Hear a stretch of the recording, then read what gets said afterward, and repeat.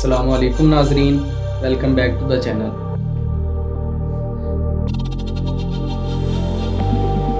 आज हम ये जानेंगे कि सबसे पहले बिजली कब और किसने ईजाद की और इसको बनाने में किन मुश्किलात का सामना किया गया। एलिसेंड्रो वोल्टा वो साइंसदान है जिसने सबसे पहले बिजली ईजाद की। इसका ताल्लुक इटली से था। वो एक केमिस्ट और वोल्टिक पाइल नामी इलेक्ट्रिक बैटरी का मौजिद था जिसे इसने 1799 में ईजाद किया। 1774 में वोल्टा एक रॉयल स्कूल में फिजिक्स का प्रोफेसर मुकर्रर हुआ। इस दौरान इसने एक इलेक्ट्रोफोरस नामी एक आला मुतारिफ करवाया जो स्टैटिक इलेक्ट्रिसिटी प्रोड्यूस करता था। इसकी इस इजाद पर इससे बहुत सराहा गया और अक्सर इसकी तारीफ की जाती थी। जबकि 1762 में सूडान के एक साइंसदान जॉन विल्की ने एक मशीन पहले ही इजाद की हुई थी जो इस नजरिए पर काम करती थी। 1776 से 1778 के सालों में वोल्टा ने गैसेस की केमिस्ट्री का मुतालिया किया और मीथेन गैस दरियाफ्त की। इतालवी साइंसदान गैल्वानी ने एनिमल इलेक्ट्रिसिटी नामी तहकीक की जिसके मुताबिक जब दो मुख्तलिफ धातुओं को सीरीज यानी कि तार में मेंढक की टांग के साथ बाहमी तौर पर जोड़ा जाए तो बिजली बनती है। वोल्टा ने महसूस किया कि मेंढक की टांग कंडक्टर का किरदार अदा कर रही है जिसे मौजूदा दौर में इलेक्ट्रोलाइट कहा जाता है और इससे बिजली की मौजूदगी का पता चलता है। जबकि वोल्टा ने मेंढक की टांग की बजाय खारे पानी से तर कागज के टुकड़े का इस्तेमाल किया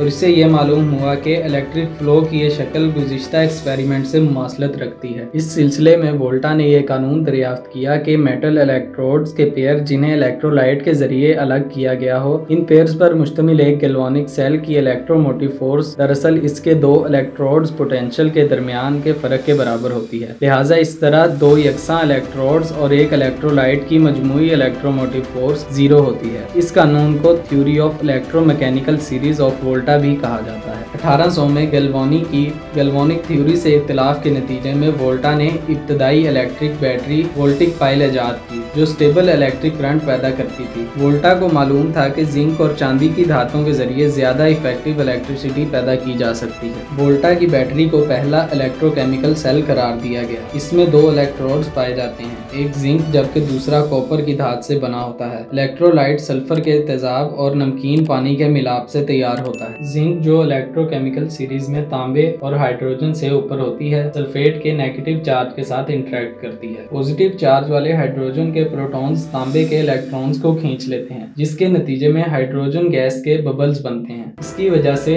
जिंक का रॉड नेगेटिव और तांबे का रॉड पॉजिटिव इलेक्ट्रोड बन जाते हैं। इस तरह ये दो टर्मिनल होते हैं जिन्हें आपस में जोड़ दिया जाए तो इलेक्ट्रिक फ्लो शुरू हो जाता है। 1810 में वोल्टा अपनी इजादात के एजाज में नेपोलियन बोनापार्ट के यहाँ आला ओहदे पर फाइज रहा। इसकी तस्वीर 10,000 लीरे के इतालवी नोट पर छापी गई। वोल्टा 1819 में रिटायर होकर अपनी रियासत कैमनागो चला गया। कैमनागो को आजकल कैमनागो वोल्टा कहा जाता है। यहीं 5 मार्च 1827 में अपनी 82वीं सालगिरह के चंद रोज बाद वो वफात पा गया। वोल्टा की बाकियात कैमनागो के अजायब घर टेम्पो वोल्टिनो में मौजूद हैं जो झील के किनारे बागात में वाक़ है। इस म्यूजियम में वो साजो सामान रखा गया है जिसे वोल्टा अपने तजर्बात के दौरान इस्तेमाल किया करता। उम्मीद है आपको ये इन्फॉर्मेटिव वीडियो पसंद आई होगी। मजीद इस तरह की वीडियोस के लिए चैनल को सब्सक्राइब करें। अगली वीडियो तक के लिए अल्लाह हाफ़िज़।